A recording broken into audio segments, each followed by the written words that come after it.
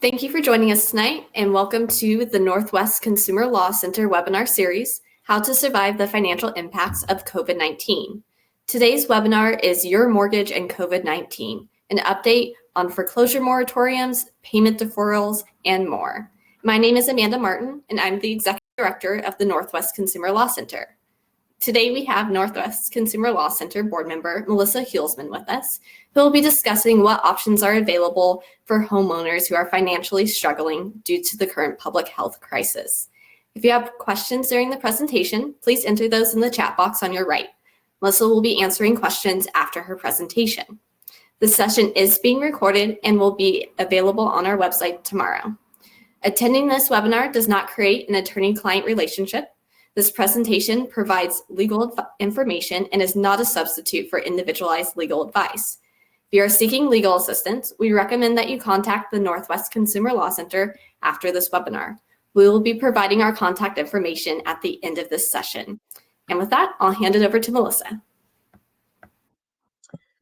Good evening, everyone. Sorry, my background is so dark, we thought it would help, and then it turns out that it's all just reflecting off my glasses anyway. So we're here today to talk about the implications of the current foreclosure.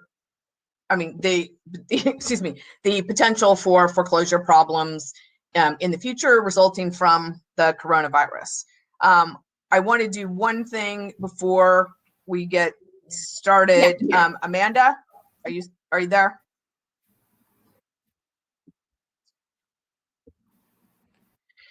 Okay. Amanda, so, oh, never mind. I'm sorry. I thought I didn't see one of my, my fact sheets. Okay. So what I put up on the screen is the handout from Fannie Mae and Freddie Mac regarding their forbearance plans. But I want to speak generally first regarding the forbearance plans. So federally, the only entities which have affirmed, based upon federal guidance, that they are going to engage in forbearance efforts as a result of COVID-19 so far are those that are controlled by the federal government. So that would be Fannie Mae, Freddie Mac, VA loans, FHA loans, and the like. USDA loans should be covered as well. So if your loan is not owned and or guaranteed by one of those entities, the federal forbearance programs do not apply to you. So that's the first thing and one of the most important things that you really need to understand. There could be changes later to the program, but initially right now, it's only the federal government that has stepped in and provided for those forbearance plans, and they have not imposed any duty upon anybody else to do anything. And frankly, I don't want to get into the legal ramifications. There's a question of the power of the federal government to force private entities to engage in forbearance activities. So we'll have to see how that plays out. There have been some state governors, not yet in Washington, who have entered orders that mortgages are can't be collected for usually 60 or 90 days. That, in other words, people are granted relief from their mortgage payments. That has not happened in Washington. And frankly, there is a very significant question about whether or not a governor can do that. We'll leave those questions for later. For right now, what we're trying to do is focus on the practical steps that homeowners can undertake in the event that they are unable to make their mortgage payments.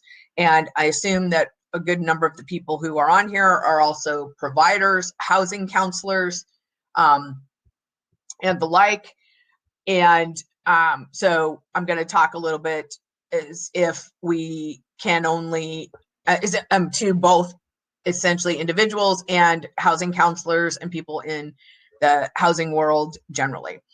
Susanna has asked if this document can be made larger because it's in a small font and harder to see. I don't know how to do that. So I'm gonna see if Amanda can help with that. Yeah, Melissa, I will upload this to the handouts. If you're looking at the chat, Great. It will be uploaded there in a short minute. Great, thanks. And yeah, so anybody else, if you have any questions while we are going through this, go ahead and put them on chat. I will do my best to respond to them while we are while we're working together. And if I'm unable to, I'll try and answer them at the end as well. So I see Erica put it up, which is great. So this goes through the basics of what is available right now for Fannie Mae and Freddie Mac, which is generally along the lines of what the other loan guarantors are doing. But basically, it's providing for reducing or suspending mortgage payments for up to 12 months. Now, the important thing to remember is this is not, I repeat, not a loan modification. It is a forbearance. And for those of you who've been involved in mortgage servicing for years and are aware of the difference between a forbearance and modification agreement, I'm just going to remind you that there are significant differences. For those of you who don't know the difference, a modification is when the actual terms of your loan are changed. The time to pay it off is extended, interest rate might be reduced, there might be taking delinquent payments and putting them back into the loan balance, recapitalizing, things like that. A forbearance agreement simply gives you relief from making the payments either partially or in full for a set period of time. Then at the end of that time period, when the forbearance terminates, you're going to have to pay those amounts back. So they aren't forgiven, they aren't waived, they don't go away, nor are they put back into the balance of your loan. You're gonna have to repay them. And as this information sheet points out, they're not supposed to charge any late fees or penalties. And I'm going to say that based on experience coming out of the 2008 financial mess, do not trust that the mortgage loan servicers are going to handle that properly. So everybody's going to need to be prepared to push back, be on the lookout for those fees being added to your loan balance during the forbearance period, and push back if in fact they've been improperly added. Now, what Fannie Mae and Freddie Mac tell borrowers to do is to get in touch with the servicer and basically work with them and see if they can figure out a plan. I can tell you right now, that's going to be a nightmare. That's just the reality. They're going to say they're going to try and be ready to work with borrowers, etc. But it's going to be a problem. So we're going to see a huge uptick in people who are going to need assistance in doing this. Housing counselors, the litigators such as myself, legal aid organizations, we're all going to have to be working on this because I can guarantee you that they're not going to be up and ready to go with this. And frankly, I'm concerned about what servicers are going to be left after this, because we may well have problems with that as well. But in any event, that's what a homeowner is supposed to do, is get a hold of their servicer and see if they can work something out on repaying those for those payments that were forbeared. And if the borrowers cannot pay them back, which is going to be true, I would say 95% of the time, if not more, they're going to have to seek some other kind of relief through a loan modification program. And one thing I want to emphasize, and those of us who are engaging in counseling borrowers and any borrowers who are participating, do not stop paying your mortgage unless you cannot do so. Do not be lured into the notion of, well, if somebody on the phone says to you that you can go ahead and stop paying so that you can get this forbearance, even if you have the income to do so, do not listen to them. If you can pay your mortgage and still, keep the utilities on, feed your children, take care of medical issues, the important things, put gas in your car to get to work, pay your mortgage, because it is going to be more of a problem later that is absolutely unnecessary for you to go through, unless it's actually necessary for you to miss all or a part of your mortgage payment. And if in fact you can pay a portion of your mortgage payment, I encourage everybody to do so because it makes it a little bit easier to deal with later. And also, simply because you can get relief for up to 12 months, do not assume it will go on for 12 months and that you will be approved for 12 months. They haven't, again, this is newly implemented. I haven't seen really anything definitive yet on how they're going to go about reviewing people, but my assumption is that they're going to make you verify every month or 2 months or 3 months that in fact you're continuing to be negatively impacted by the coronavirus situation, i.e. you're unemployed, you have reduced hours, you were sick, you can't work, something along those lines, that's the reason why you're no longer employed and you're no longer able to pay your mortgage. You're going to have to demonstrate that in order to continue to get forbearance relief. I'm just going to let everybody know the hail has arrived at my house. So if anybody's hearing pelting behind me, that's what it is. Okay. Any questions so far on the generalities of the Fannie Mae, Freddie Mac, basically federal government programs? Okay. The borrowers should contact their servicers as soon as they're impacted. And again, I don't mean that they anticipate they're going to be laid off, that they just got laid off today. You're going to need, because you're going to need some documentation. So if in fact, I guess somebody gets laid off today, they could call their mortgage servicer to get a general idea. But given that they're just putting together their programs right now, there's probably going to be a little bit of lag time, and you're going to need proof that you're on unemployment, that you're on sick leave, a longer term sick leave, something like that, in order to get this relief. But don't wait too long either. In other words, if you get laid off and once you start getting your first unemployment checks and the like, then I would contact your mortgage company to advise them of your circumstances and be ready to start putting together whatever information they're going to need from you to confirm that, which I can virtually guarantee is going to include proof of unemployment, sick leave, termination of employment, and the like. The reduction in income is I think, going to be one of the scenarios where it's going to be more difficult, because you're going to have people who are not terminated from their employment, so they're not getting any benefits from the state, but they're going to have to demonstrate that their hours have been reduced. I'm really concerned about how this is going to apply to service workers who rely on tips, because say they're still working at their employer, but they're down to 15 hours a week versus the 35 that they were making before, and they had tips which were probably significantly higher than what they're getting now, working 15 hours a week.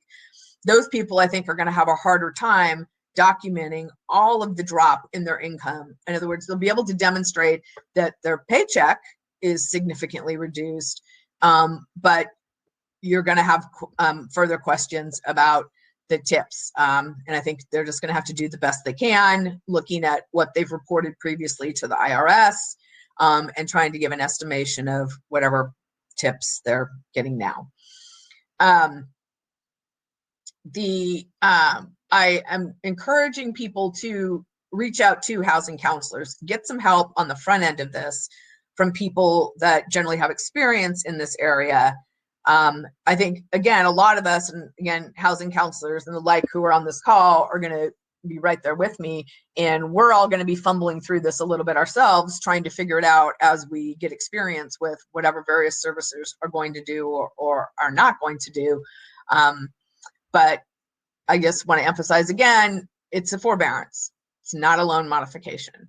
And if it really looks like somebody is going to be out of work for longer term, somebody whose company closed and the likelihood of them getting another job in the near future, get them into a forbearance program. But I would say have them be prepared, and you should be prepared on working with them in the future on a loan modification and be working towards that goal, because it is unlikely that most people are going to be able to get back to work and have an income that they could actually reasonably pay back that forbearance amount in any reasonable period of time. Typically, forbearance payments have been along the lines of half of what, in other words, your regular mortgage payment plus half of another mortgage payment, so that basically a lot of these servicers want you to pay back the amount of the forbearance within, say it was a year of forbearance, they would want you to pay that back within 2 years. Sometimes I've even seen where they want you to pay it back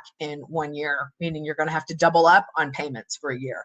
Again, the likelihood of most people being able to do that is very, very slim. Okay. So I want to remind people who are not professionals in this world that we have in the documents here the links to where people can do searches for whether or not their loan is owned by Fannie or Freddie. It's a very simple process. They can do loan lookup. I have the pages, what they look like, but also the links to where people can look it up. It's really easy to do. Housing counselors and the like, I'm sure you've all done it 1,000 times. So the question is going to be really, I think the key question for all of us is, what are the private entities going to be doing? Because at least in the federal arena, we can apply pressure going forward to our representatives, to the federal government to provide relief, and that can be mandated across the board. The larger problem is going to be with those loans that are not owned by Fannie and Freddie, that are owned by private entities and or securitized trusts and the mortgage servicers who represent them. So far I've heard anecdotally from a few people that have said that they've called in and been able to talk to somebody at Chase who was willing to work with them on their mortgage payment. And I have heard a few people, again, anecdotally saying that they've had some similar conversations with Bank of America representatives, but I've also heard that Bank of America was not working with some people. I saw locally a thread today on West Seattle Facebook page where people were talking about BECU being particularly unwilling to help them at all with anything. No car loans, no credit cards, mortgages, nothing. So be aware of that, because it came, multiple people were saying that they had had the same experience. I did see somebody on there mention that KeyBank had put out an information sheet indicating that they were going to be working with people, and maybe even something about small personal loans. We're not here to talk about those, but I would highly discourage people who are going to have to be dealing with already existing debt once this is over to go and take out new loans that are just going to make things worse. But I think we're going to have to see how this starts playing out when it's been in effect for more than, the few weeks that this kind of has been out there, to see what each one of these entities is going to do, which is why, one of the reasons why with these webinars, we wanted to start out getting some initial information out there, letting you know that we are working on all of this and being ready to update this with additional official information as it comes in, and then circle back. And then I would anticipate that within a couple of weeks, we should probably reconnect and talk about what we've been actually seeing happening with people now trying to contact servicers. And remember that in Washington, we're ahead of the curve. We've been social distancing and feeling the impacts of this longer than the rest of the country by a few weeks. So what you have is national servicers who are trying to put in place rules and parameters for the entire country, and we don't have the entire country on the same under the same rules, and I think that's going to change. So what I also included here was the okay, Amanda, sorry, how do I close this document and then open up another one? Oh, never mind. Sorry, got it. Hi, got it. So I did put together a timeline that I've had for years, but some of you may have seen it before.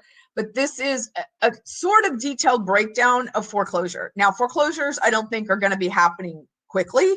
I don't think they're going to jump to that as a remedy. Even for people that are probably already in arrears and in default, I haven't heard, again, any official word, nothing from the governor, even that foreclosures are officially stopped. I think that's an open question too, whether or not that could be done. But I think that we're not going to see a huge influx of them right away. In the next few months, we will. And people need to be reminded of the timeline of non-judicial foreclosures in Washington. Now, they can still file a lawsuit. Judicial foreclosures can occur in Washington state, and they do. But in spite of all of the hoopla about the fact that our foreclosure mediation statute would put an end to non-judicial foreclosures, etc., it turns out that they're alive and well, and the vast majority of foreclosures that occur in Washington are in fact done non-judicially. So the thing to remember is we all, those of us who are in the housing world, know about the notice of pre-foreclosure options, which warns people that bad things are coming, gives people information about how to get in touch with the state, to get in contact with housing counselors in any given area. For those of you who are involved in that world, I'm just going to put a little asterisk here and say I think all of us need to be having a discussion about what we're going to do about getting more housing counselors throughout the state of Washington, because I think we all know that there's not enough of them, and there's certainly not enough around the state. So that's something we're going to have to do. But in the meantime, I think initially there's enough of us with legal aid organizations as well, like Northwest Consumer Law Center and NGP and the like, that we can probably help the initial wave of people that are going to be seeking assistance.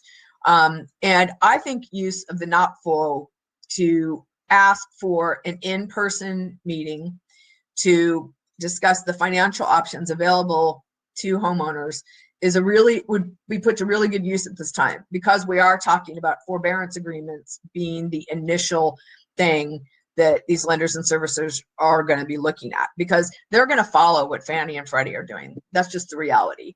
It is unlikely they're going to go farther than Fannie or Freddie. So we have to assume, until they show us otherwise, that they're also going to want to be talking about forbearance agreements. So having a sit-down meeting before you get heavily into the foreclosure process makes the most sense, especially when you're talking about a forbearance agreement, because the paperwork for that should be less. The decision-making regarding that should actually be less than actual loan modification.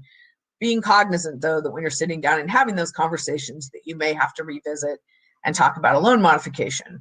But initially, I'm virtually certain that all of the mortgage loan servicers are going to simply do no more than what Fannie and Freddie are doing, and potentially less. And by less, I mean lesser time on a forbearance agreement. I think it's going to be, that's what they're going to do. So I think use of the NOPFO, if we can get people early on to pay attention to those notices and to get in touch with someone to help them, that could be a really good use of that notice and that time period to try and get people into a forbearance agreement, and then be monitoring if you can get people into one. And for those homeowners who are on this, and if you get into a forbearance agreement, you need to be keeping track of what's happening with it. How long have I been paying on this? What are my deadlines that are coming up? When is this going to end? And be looking at talking to a housing counselor or a lawyer at a nonprofit, if you qualify, or even a private attorney, to figure out what your next steps are when that forbearance agreement ends. You can talk to the servicers and ask what programs they are offering, if any. My guess, again, based upon a lot of experience, is they're going to be vague with you. They're going to say that they aren't sure. It's going to depend upon your circumstances. But what you need to be planning for or anticipating is that you're going to have to be seeking a loan modification. Now, the next step, the problem with that is that for all the private companies, the securitized trust, etc., that we don't know what the parameters are for any of their loan modification programs. HAMP has ended. It's been gone for 3 years now. And so we have no idea what any of their programs and models look like. Fannie and Freddie do still have models that they expect their servicers to adhere to. So we can look at their guidelines for those loans. But for anybody that's not Fannie or Freddie, or otherwise a federal government program, it's really going to be whatever they decide they want to do. And so we're going to be in a bit of a quagmire, I think, trying to figure out what it is that they want. We're just not going to have the same knowledge regarding what is necessary or what should be evaluated according to any rules that we had when we were doing HAMP. Any questions so far? Okay. So, and by the way, I talk very fast. So if anybody needs me to slow down, just tell me. So then obviously if the NOPFO doesn't work, or if it works and the borrower gets a forbearance agreement, but they're not able to reach an agreement that is affordable to deal with the amount that was part of the forbearance in the manner in which the servicer is demanding, then the next step is going to be that the loan is going to go into default, and a notice of default required under the Deed of Trust Act is going to be issued. So at that time is when the borrower is going to want to have a housing counselor or a lawyer refer him or her to an FFA mediation. Now, as we all know who've been doing this for a while, the FFA mediation statute has a lot of great benefits, and it can still be very helpful for people to get a modification, even though we're well outside of HAMP. I know that I have certainly gotten permanent modifications for a number of clients in the years since HAMP has ended. I know plenty of other people have. I don't necessarily know what parameters they were using, but for the most part, the modifications have been pretty consistent with what we were seeing before. Sometimes it takes a little more work.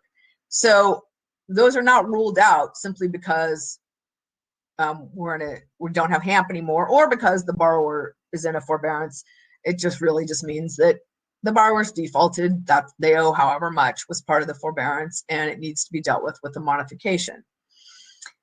A really great thing that is in the FFA mediation statute, though, is that part of it requires that net present value analysis. And that is still a requirement of an FFA mediation. So if you're going with the borrower into an FFA mediation, just because HAMP isn't around anymore, don't forget to think about using the NPV as a tool to try and force the servicer to really take a look at your clients and figure out whether or not it's really worthwhile to whoever owns the loan to do a modification or to let this house go into foreclosure. We obviously have had significant property value increases over here in the western part of Washington that have continued up until recently. The market is obviously frozen a bit right now. I think there's going to be a drop. I think we all expect there to be somewhat of a drop when it starts back up again, but it's not going to plummet. You know, we're still going to have high property values here, and that may well go into, you know, the MPV calculation in a way that doesn't necessarily benefit your clients. When there's a significant amount of equity, it can kind of throw those numbers off. But be aware of using that tool, that's still a requirement, that the mediator still needs to, you know, they need to provide those numbers to the mediator, and you need to look at whether or not the loan owner is still going to do better with a modification or with, you know, foreclosing. So a couple things I wanted to point out about non-judicial foreclosures in Washington is that is the timelines, because I think a lot of people forget about the timelines that we have in Washington. So the notice of default, when it gets sent out, I want to remind people, most of the foreclosing trustees nowadays have actually done a pretty good job of making sure that the notice of defaults are compliant with the statute, that they actually identify the beneficiary as opposed to the servicer. They identify the servicer separately, that they provide the address for the beneficiary and the address for the servicer, and all of their contact information. But still be on the lookout, because I still have seen some that have not included that information. You also really want to take a look at, sorry, I'm moving this, I don't mean to. You also want to take a look at the timeline. The notice of default, the borrower, they can't send those out immediately. So the borrower has to be at least 60 days delinquent. That's probably not going to be a problem for anybody that you're dealing with.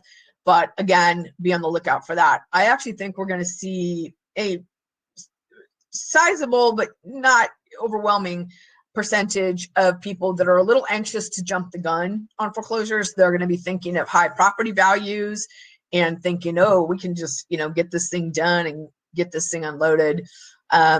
So be aware of the timelines, because I, again, have litigated some cases where there's been the issuance of a notice of default literally within 5 days of the default, and that violates the requirements of the Deed of Trust Act, and you can't use the non-judicial foreclosure process if it's not sufficiently delinquent.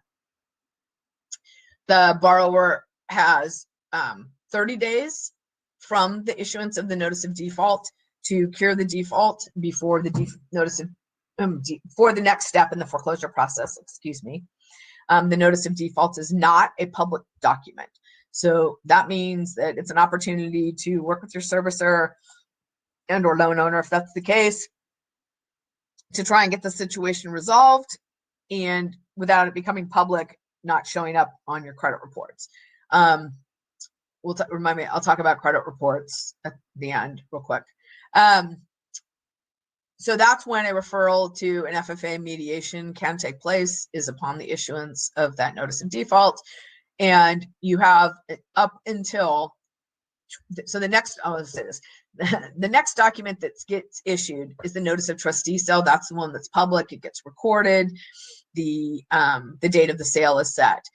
A borrower has, from the issuance of the notice of default up until 20 days after the notice of trustee sale is recorded, to request an FFA mediation.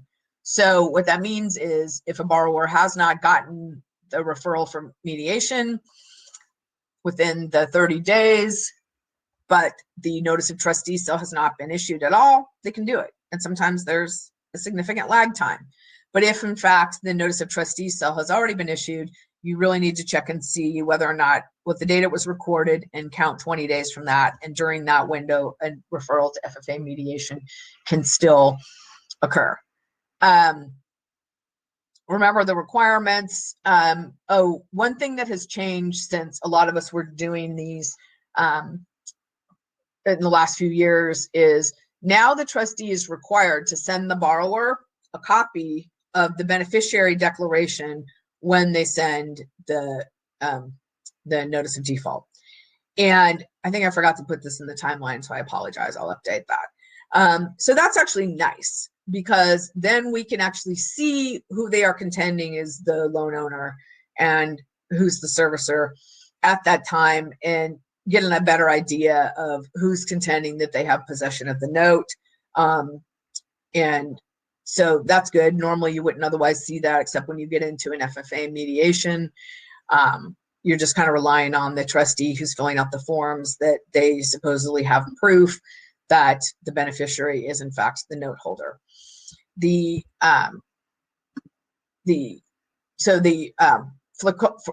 foreclosure sale, when it is noticed, we'll set the date for the sale. It's always on a Friday, usually at 10 a.m. I think there's a couple of counties around the state that might do them at 9, but generally it's 10 a.m. on Fridays. And unless Friday is a holiday, in which case they happen on the following Monday. The sale cannot occur unless it has to be at least 120 days after the notice is served and posted.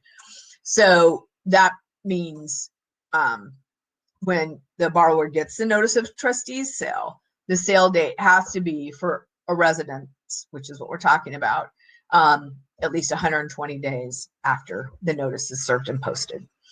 So that also gives homeowners time, borrowers time to try and work on resolution. But again, for those of you that are not housing counselors or experts at this, you really, really, really want to get your notice of default, your request for mediation sent out when you're at the notice of default stage. Because if a notice of trustee sale has already been issued and you have a date, while the FFA mediation is ongoing, you cannot go to sale. So it gets continued while you're in the FFA mediation.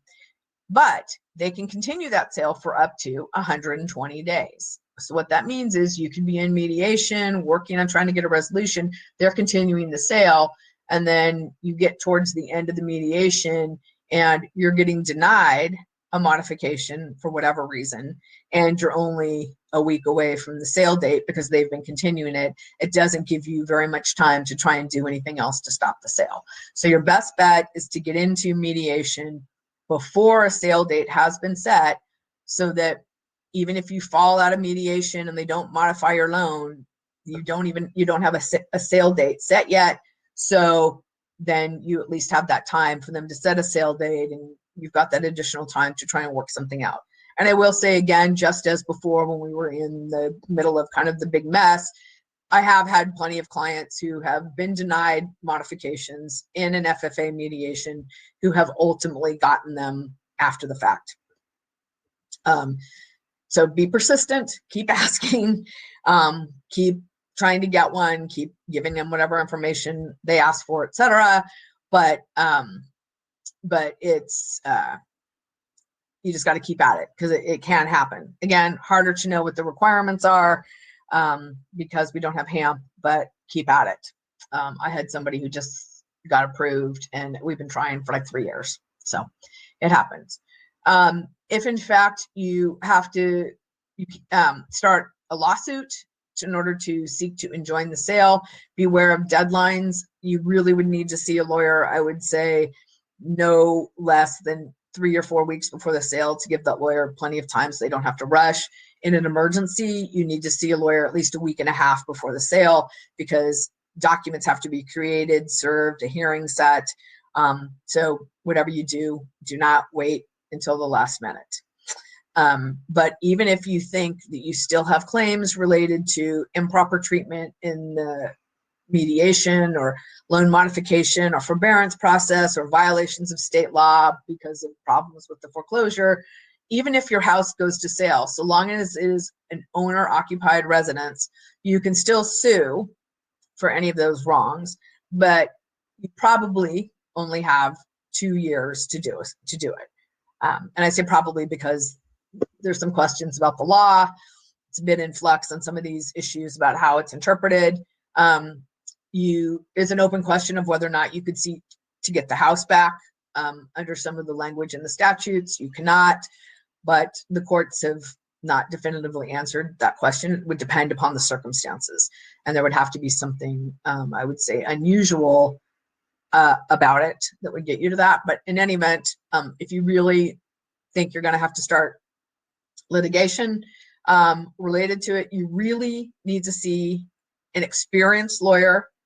There are, frankly, not that many around the state of Washington who actually know how to deal with these issues. So be very, very careful about who you obtain legal advice from. I would start with legal aid organizations. And if you don't qualify because of income or whatever else, they should at least be able to refer you to some reputable attorneys.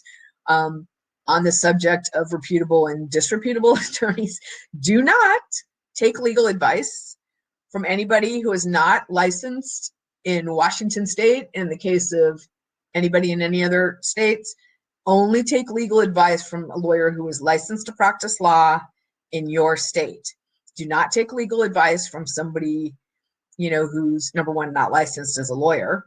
And there's still plenty of those out there. Number two, don't take legal advice from people who are not licensed to practice law in your state. Don't listen to people on websites who, just are generally telling you, oh, that's right, you can get your house for free and any of that kind of stuff. Just get some help from reputable organizations. And again, if they can't help you because of income restrictions, they can refer you to competent, good lawyers in your state who can help you. And housing counselors, the same, they're available. You can get help from housing counselors. They too can refer you to competent lawyers who know what they're doing and who aren't just giving you generic advice that they give to everybody in every single state, no matter what their circumstances, and charge you a lot of money for. Beware also, we don't have time to go into all of it, but beware of the scams that come out of the woodworks. You don't need anybody to help you prepare your forbearance documents or your mediation documents or your modification documents that is an out-of-state entity or even an in-state entity. In Washington state, anybody who does that has to either be a housing counselor, a lawyer, or has to be licensed through DFI, the Department of Financial Institutions in Washington. So look them up. And under Washington law, again, with the exceptions of lawyers, they are not allowed to be paid any money until they get you a modification.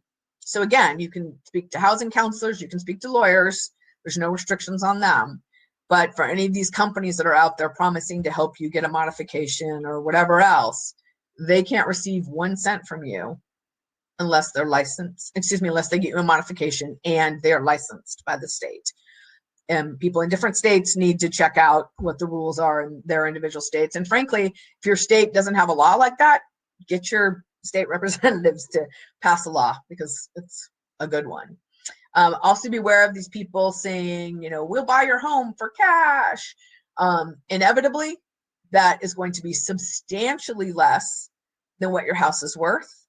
Again, go to a housing counselor, go to a legal aid organization, go to a private lawyer if your income is a little higher, but get help from a reputable person because there are ways to manage this process.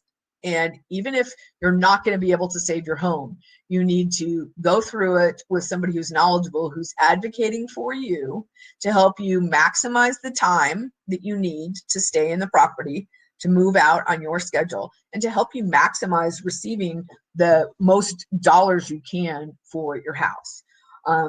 But these house buying scams have been around for a long time. They died off a bit. They were still kind of always hanging around. They've been much more prolific in Washington lately with our great housing market, but we're going to start seeing these pop up again in droves. And you absolutely have to be on the lookout. I don't care who they are. I don't care if they were recommended by your friend. I don't care if they were a member of your church or temple or synagogue, or you work out with them at the gym, or whatever the connection is. You need to get independent legal advice. And for those that are housing counselors and the like, who you can reach out to, which is us, Northwest Consumer Law Center. And there's other legal aid organizations around here that you can reach out to and get help. And again, if we can't help for some reason, we will help you get your client to somebody else who can. But the process needs to be managed and not have people handing over all the equity in their home to scammers. I did mention briefly that let's talk quickly about credit scores. So far, there has been a push by national organizations involved in finances about trying to get the government to include in probably the second round of legislation that's going to be passed that credit scores need to be frozen, or any negative credit reporting on mortgages needs to be stopped during this crisis. There was pushes for it in this first version. It didn't happen. National organizations like NACA, the National Association of Consumer Advocates, and other Americans for Financial Reform, and there's plenty of other organizations that are really pushing senators and Congress to include that in future packages. But for now, if you fall behind on your mortgage, credit cards, car payments, whatever it is going to affect your credit score. So if you get a forbearance agreement, that is going to be reported negatively, because even though you're in a forbearance, you still actually are technically in default on your loan, unless the individual entities agreed not to report it. But there's no mandate at all on this subject. Again, this is something you can talk to your elected officials about if you feel like it should become a law. But be aware of that. So people really, really need to understand the ramifications of these forbearance agreements. They are really only something that should be entered into if people have no choice. Quickly on one other quick note on this, do not, I can't say this enough, do not take money out of your retirement account to keep your mortgage current. That is a lose-lose situation. It is, especially in a time like this, if you're doing it because you aren't sure if you're going to have employment again in the future, don't empty out your retirement account so that when you need to retire someday, you've got nothing there also. It is not a good idea, so do not take money out of retirement accounts to pay the mortgage. If you can't pay the mortgage out of your regular income, then you need to see about a forbearance agreement and or see about doing something that's more long-term to deal with your particular scenario. But one of the worst things that we saw happening across the board during the last financial crisis was people not seeking any help from housing counselors or lawyers or legal aid and the like until after they'd emptied out their retirement accounts. And sure enough, they didn't have a modification. They were still in danger of losing their house, and they had empty retirement accounts. Not good. So protect your retirement accounts if you want to have any hope to have anything in it when the stock market recovers. It is not a good idea to put it towards making mortgage payments, especially when things are very uncertain right now. We really don't know what our economy is going to look like in the next year, 2 years coming out of this. And the last thing you really need to do is to empty out that retirement account so that you have no hope of retirement now or at any time in the near future. Amanda? I'm here. Hi. So was I supposed to stop right about now? I can open it up for questions. I see there's some on here that we can do. Melissa, Okay. VA appears to be a government program. Can you talk a little bit about the options available for people who have VA loans?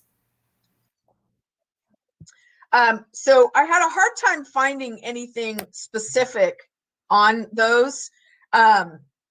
That I didn't see that they were really clear yet on what they're doing. I believe from what I could see that it was going to be similar to the Fannie and Freddie. Same thing with FHA. Although I'm still curious about the FHA stuff because those have particular restrictions regarding when they do forbearances and modifications, and they do those scenarios where people they have certain parts of the loan that get paid off with insurance, and that becomes another lien on properties. And we don't have time to get into all that. But VA loans, I was just trying to see. So I couldn't find anything. Well, hang on a sec. All right, let me see. Yeah, so they are doing basically same kind of thing that they're doing a forbearance request, and that was I couldn't get anything more. There's a fact sheet that's out, and it was just really similar. So they were looking at but remember, VA insures the loans or guarantees them essentially. So everything's really going to be handled by the servicers, but the VA is doing the same thing, forbearance agreements. So you're going to be essentially in the same boat as you are with Fannie and Freddie. It looks like, interestingly, that they are going to, yeah, so they're, sorry, and same thing with the late charge. Let's try to think. Yeah, no late charges. And one thing the VA did is they did request that their servicers not do credit reporting, but it was a suggestion, not a requirement. So I wish I had something more specific on the VA, but right now, from all I can see, I was just double checking that it was really just, contact your servicers. We're going to look at doing forbearance agreements, and we want servicers to do some nice stuff. We'll have to see what the servicers do or don't do. Thank you. You talked during your presentation briefly about NPV. Can you briefly? Yes. NPV. Can you briefly tell people what that is? Sorry. Sure. NPV is net present value. So it's a calculation of what, so it takes, the value of your house, how much is owed on the loan, how much is delinquent, what's the property address, because it's looking at statistical stuff regarding your values, your income, what was your previous income. It's a very kind of in-depth analysis looking at, oh, do you pay homeowners associations? How much do you pay in taxes? How much do you pay in insurance? And basically running a calculation to try and figure out if the entity that owns the loan would be better off modifying the loan or if they'd be better off foreclosing. So the net present value, if it's positive, it means that they'd be better off modifying. If it's a negative, they're better off foreclosing. And that's what I mean by the property values in Western Washington are going to have an impact on those numbers, because obviously if the house is worth, $900,000 and the borrower only owes $300,000, well, guess what? They're going to make more money foreclosing because they can foreclose and get paid off in full. Thank you. Last question for you. This could be a webinar in itself, but can you please talk about HOA issues? Let's talk about the situation where somebody is financially struggling and not able to make their monthly HOA. Can you give some brief information about that? Well, I would say on that, HOAs have a tremendous amount of power in Washington. Tremendous. I think too much. And I get it. You know what I mean? HOAs are paying for common maintenance and all that kind of stuff. But they have a tremendous amount of power in Washington and frankly in most states. And the best thing I think you can do is try and talk to your president and try and get ahead of it. Try and see what kind of programs they have to get you on a repayment plan or something. And it's really going to depend upon who it is that's running your HOA. A lot of them automatically defer you to and tell people to go ahead and contact their attorneys. And the problem with that is well, when the attorneys are handling it, they're charging by the hour. So I don't want to disparage any of my fellow HOA attorneys, but some of them are, they want to make sure they get paid. And so the best thing you can do is, I think, be proactive and try and get to your board and whoever is in charge of your HOA and is handling those kind of decisions, and see if you can get them to work with you before it becomes a serious problem. Now, some of them may also have property management companies that are handling this for them, but ultimately the decisions still ride with the members of the HOA board. So what you really are going to have to do is get out your rules, look at your rules, and try and figure out what they're required to do to consider your request for mitigation or a payment plan or something like that. I would suggest getting ahead of it. That's one where I would really want to get ahead and keep it as much as possible with the people that are your fellow cohabitants in the area or the building, and see if you can get them to work with you. Because once you start getting those property management companies and attorneys involved, it's going to be harder. Definitely. Thank you, Melissa, for answering our question. Excellent presentation.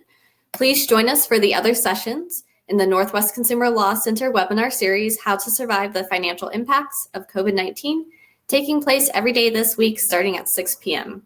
Tomorrow, we'll be talking about all things student loans, including the new options available for federal student loan borrowers due to the CARES Act.